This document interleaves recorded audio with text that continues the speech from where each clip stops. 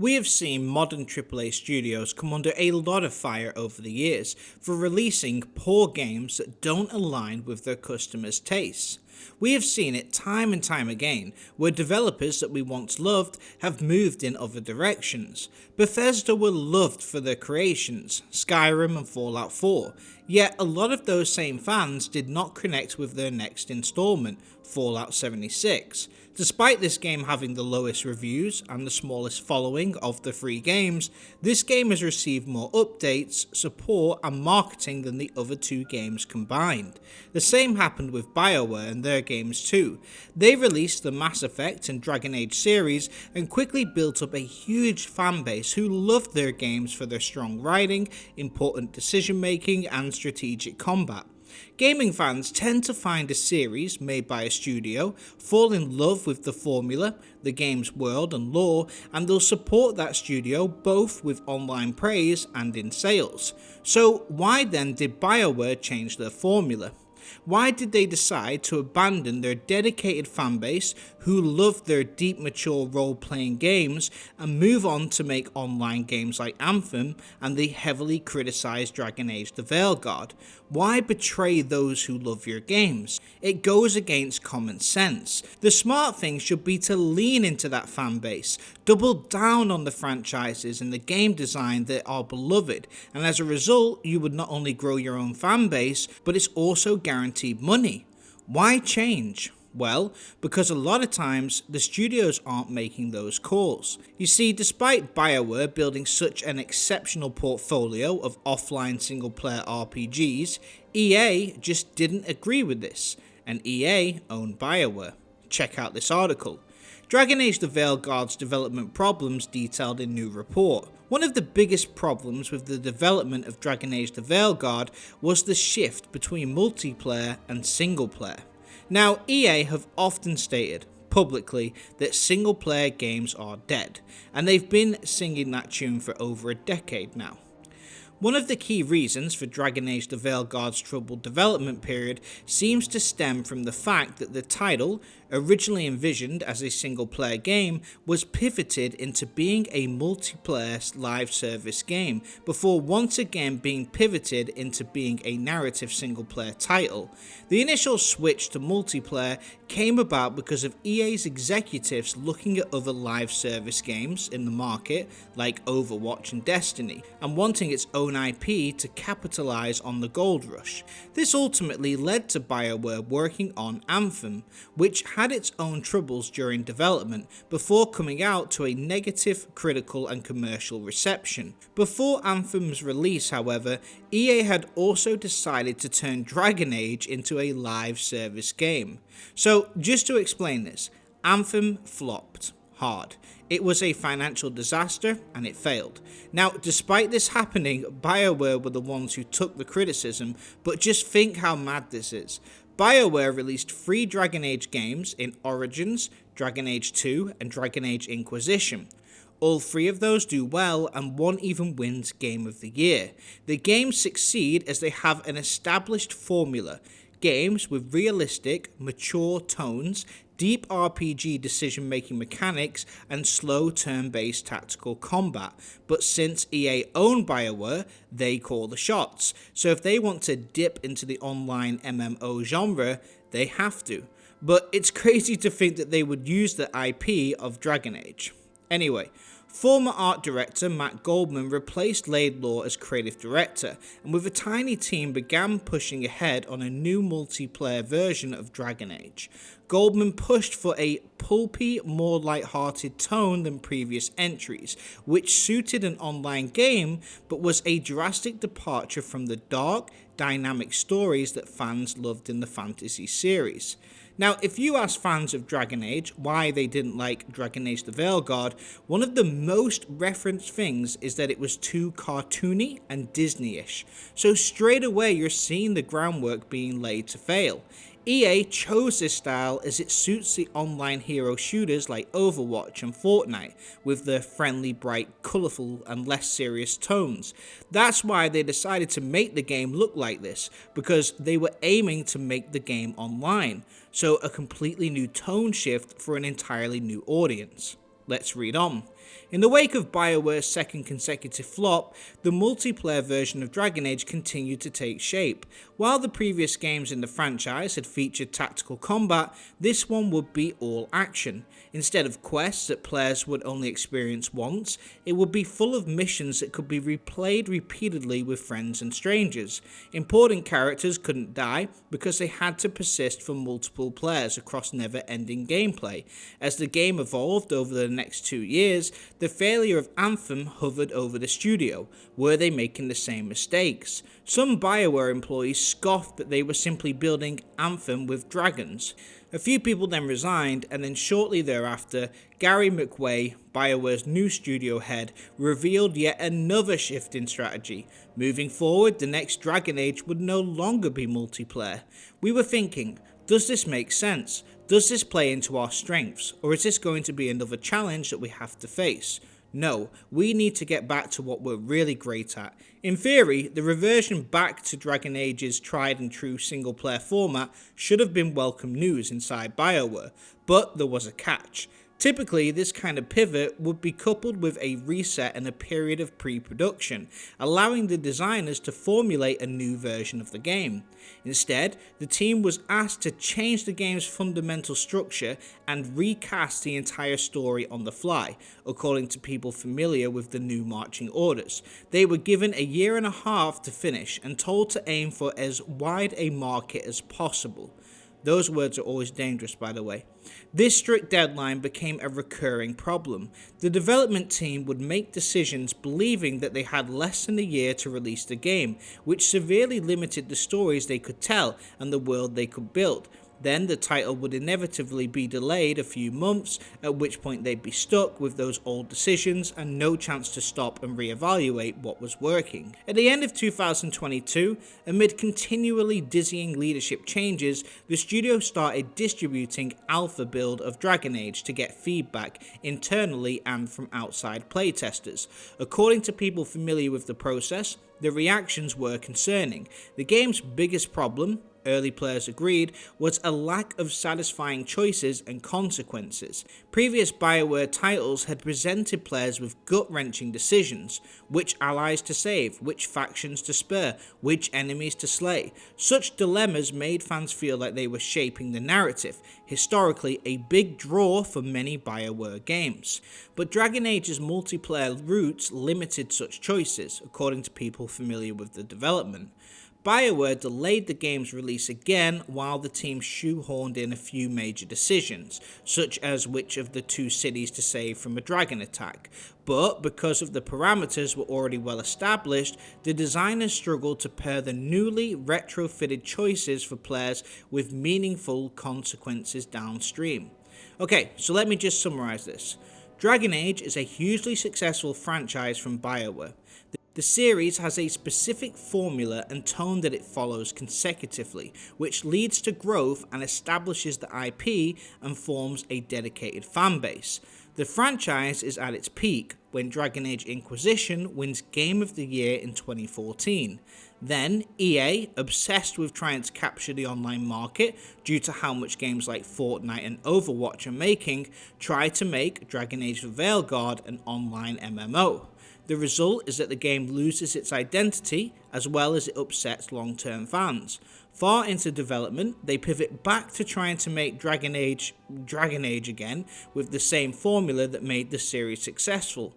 Bioware rushed to make what they can of it, but at this point the damage is done. Despite trying to go back to the original formula, it was too late, and many of the errors made during the early development impact the game's success. The game receives poor scores, low sales, and fails to find an audience.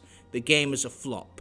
Bioware are left holding the bag. Staff are fired and the studio's reputation is damaged. Now, Bioware made poor decisions themselves, and they're not entirely blameless, but the early decision to make it an online game killed it before it even got going. So, after all this, did EA learn from it? Well, no. Look at this article. Electronic Arts CEO Andrew Wilson recently spoke on an earnings call about the underperformance of Dragon Age the Veilguard, which reportedly reached 1.5 million players.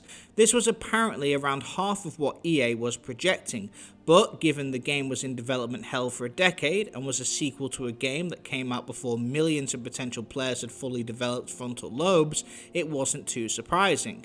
Wilson, however, is convinced the reason that the long-awaited RPG sold fewer copies than the company wanted is that it wasn't live servicey enough.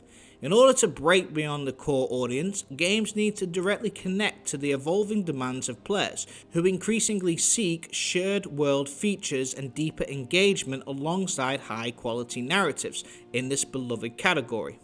Dragon Age had a high-quality launch and was well reviewed by critics and those who played. However, it did not resonate with a broad enough audience in this highly competitive market.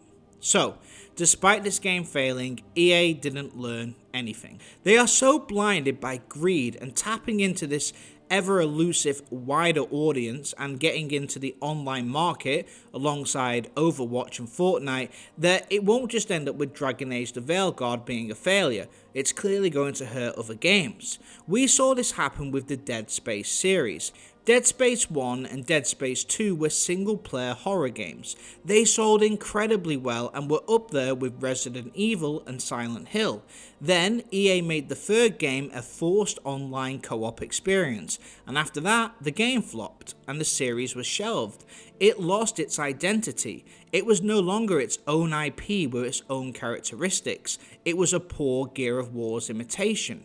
It's so sad to see, but we need to talk about this corporate greed and obsession with chasing trends and money. Now, I can admit that online games make more money than offline games.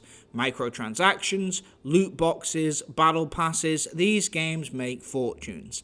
Fortnite has made $20 billion since its release, and these big publishers want in on that action. So they force established studios who have a huge fan base who love their offline RPG formula to make their games in an MMO format. Dragon Age the Veilguard suffered because of this. Bethesda were never the same after they released Fallout 76. Concord was a disaster despite having a budget of $400 million, and Ubisoft have games like Assassin's Creed Shadows and they're peppered with microtransactions. Essentially, the publishers are constantly trying to strike gold and trying to make every game into an online MMO, hoping to be the next Fortnite. But what they don't understand is that by doing this, they're losing ground. These publishers don't realize that in trying to make fortunes, they're falling behind the studios who are specializing in what their games used to. CD Projekt Red released Witcher 3 and Cyberpunk 2077. As of today, they have taken Bethesda's spot as the masters of the single-player open-world genre, and Bethesda just keep bragging about new microtransactions added to Fallout 76. Then, when Bethesda releases Starfield, the gap between that game's quality and Cyberpunk's is huge. Warhorse Studios made Kingdom Come Deliverance in 2018, and they just released Kingdom Come Deliverance 2 this year. They have now established themselves as one of the best studios for single-player RPGs, and they smashed Assassin's Creed Shadows out of the park. And Baldur's Gate 3, made by Larian Studios, has come in and not only taken the spot from Bioware titles like Mass Effect and Dragon Age, but they've pushed on even further ahead. Baldur's Gate 3 is literally a turn-based combat decision-making RPG. It's the new Dragon Age. You might notice that the studios dominating the market at the moment are all from Western Europe. So they've come in and focused on their niche and making their fans happy. Not the broad audience, but their audience. They didn't chase trends or try to get in on the online MMO money, they just focused on making their game as good as possible. In fact, I interviewed Sir Toby of Warhorse, and he explained that no publishers wanted to fund Kingdom Come Deliverance because they believed offline gaming was dead and that the future was mobile games and online MMOs. Warhorse had to get funding outside of the gaming publishers and turn to crowdfunding, and look at the result. Kingdom Come Deliverance 2 could win Game of the Year this year. Or look at Tainted Grail, another game made by a tiny studio in Poland, was crowdfunded too, and it is finally the game that replicated Skyrim. Bethesda didn't even make another Elder Scrolls game after 2011 Skyrim because they were too focused on the online market, and now it's been left to small indie studios to fill that gap. Tainted Grail is incredible, by the way, if you haven't played it. Or what about Clear Obscura? Sandfall was formed by a small group, made up of developers who left Ubisoft after feeling stuck, and they have now made the highest scoring Metacritic game of all time. So what I'm trying to say is that greed and the pursuit of striking gold is killing studios like Bioware, Bethesda, and other studios like them. Go back to 2014 and Ubisoft, Bioware and Bethesda were the top dogs in the industry. They made the best single player RPGs. Fans loved their games. And then they all pivoted to start trying to hit gold or follow publishers' demands, and they strayed from their own formula. As a result, they lost their fan base and their identity. Not just that, but they fell behind in their ability to make good offline games. And now, studios like CD Projekt Red, Warhorse and Larian Studios have come and taken that spot. When was the last time Bioware, Bethesda or Ubisoft released a truly great game? So I did a video on Cyberpunk here. CD Projekt Red are releasing a new update for the game for free later this month. They are enhancing and improving the experience for fans for free. Larian Studios constantly keeps adding to Baldur's Gate 3 for free as well, and Kingdom Come Deliverance 2 has had so many updates already. Now why do that? Why give free updates or improve the single player game? Why not charge a fee? Well, because they aren't doing it for the money. They're doing it just because it will make the game better, leaves a legacy, and because their dedicated fan base will appreciate it. It's why these games, despite being offline single-player RPGs, maintain such a high player count. So these European studios not only are ahead in terms of the quality of games that they're putting out, but they're ahead in terms of relationships that they have with their fans. They keep improving their games for the love of gaming. When was the last time Bethesda or Bioware updated a game of theirs that wasn't online? Something they did for free, just for the love of gaming.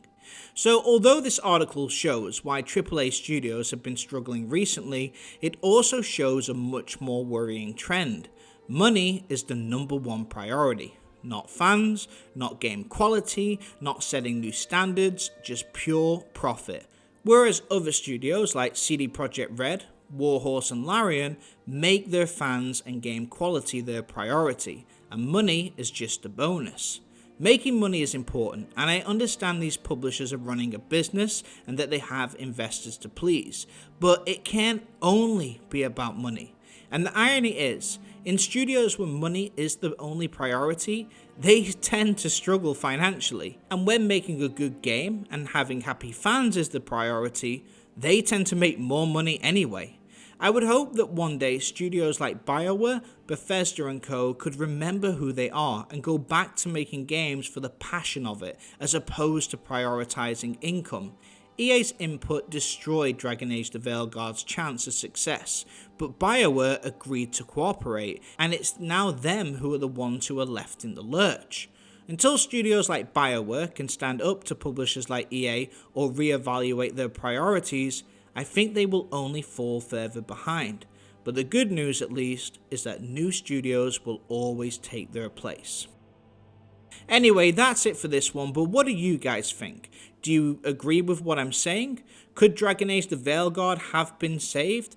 Can Bioware or Bethesda ever truly return to form? Let me know your thoughts in the comments. If you enjoyed the video, please give it the thumbs up, and if you're new here, please consider subscribing. I'm Av Gaming, where we do video game analysis, identifying what makes great games great, and what could make good games great as well. Thanks for watching, Av out.